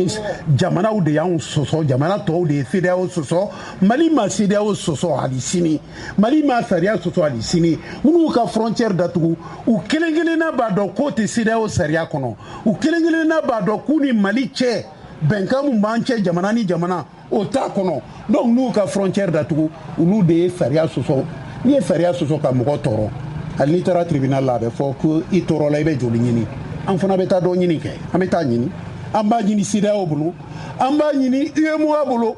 o mun sen tɛ CEDEAO la n'o fana nan'i sen don an kɛlɛli la wariko la ni CEDEAO condamnera an b'a condamnation ta k'a ɲɛsin u ma an b'a fɔ aw de y'aw da don a la dɛ BCEAO aw de y'aw da don a la dɛ BCEAO a ye wariko in lajɛ dɛ wariko in de ye ko bɛɛ ye aw y'aw da don a la a y'an tɔɔrɔ a y'an ka wari sara an ka dossier labɛn bani n'i ma fɛn mun ɲini n'i ma tu mun gosi i t'a kɔnɔ fɛn dɔn an ka taa nin t'u gosi diɲɛ k'an kumakan mɛn u b'a dɔn ko maliyɛnw fana tɛ kunfɛ mɔgɔ ye u b'a dɔn ko Mali fana a hakili b'a yɛrɛ la a jan b'a yɛrɛ la hali n'a n'i jɛra a tɛ ɲina a yɛrɛ kɔ mais n'an tora nin kuma in na tan an bɛ taa kɔni a ba un tel vive un tel mais n'an tora nin kuma la an ɲinana an yɛrɛ kɔ dɛ f'an ka bɔ ka kɛlɛ kɛ de ni kɛlɛ mun n'a sera n'i m'a kɛ a b'i tɔɔrɔ dɛ an ka kɛlɛ tuma sera an ka kɛ a bɛ diya n na a tɛ diya n na o y'ala ka ko dɔ ye mais an ka kɛlɛ in kɛ parce que a tɛ se ka kɛ kɛbali ye f'an ka ninnu bɛɛ de attaquer ni dossiew ye ka dossiew ladon tribunal la k'a ladon cour de la CEDEAO la k'a yira k'a fɔ minnu jamana minnu y'u ka frontière datugu u si man kan ka kɛ a t'an ka CEDEAO sariya kɔnɔ a tɛ an n'olu fana cɛ sariya kɔnɔ ko o gɛlɛya nana an n'u ka jamana fila cɛ k'u bɛ frontière datugu an ye donc olu de ye sariya sɔsɔ anw tɛ a y'o fɔ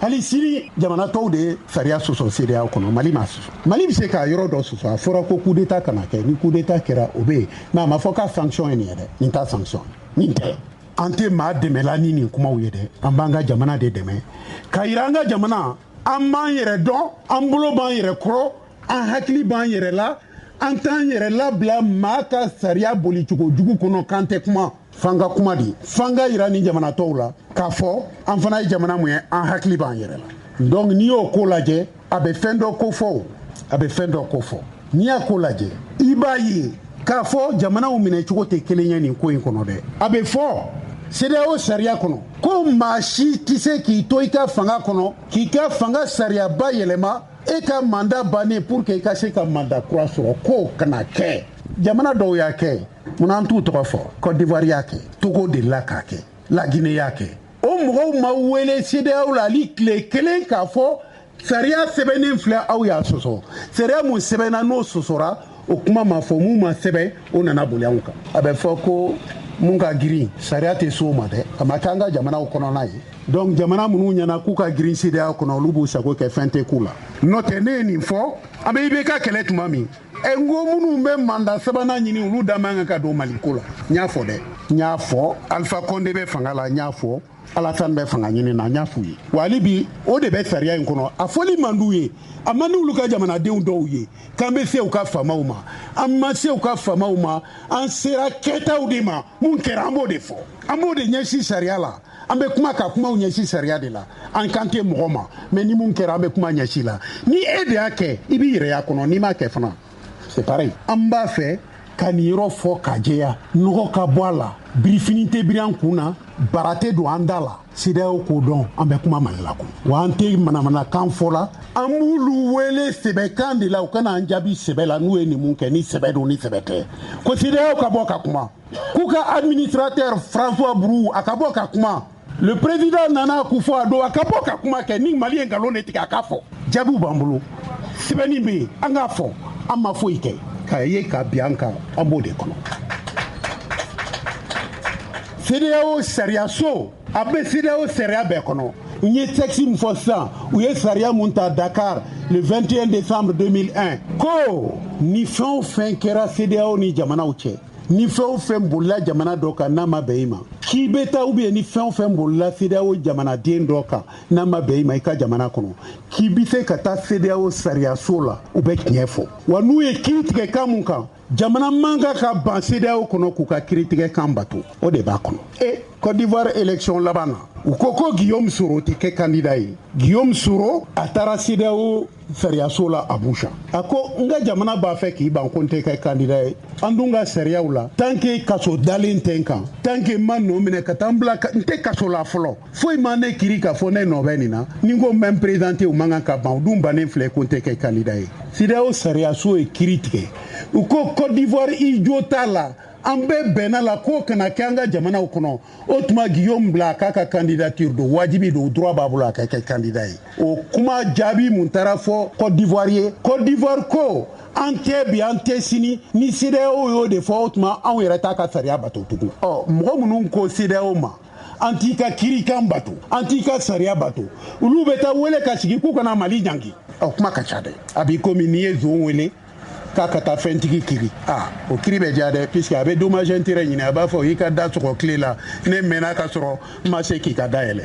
i fana ka n dédommagé parce que suɲɛli gɛlɛyara kojugu. Kulubali i ka teli bi dɛ yanni min n bɛ taa agence Koba voyage la. Koba voyage wa? Awɔ o tuma na e ma kibaruya duman sɔrɔ wa? Kibaruya duman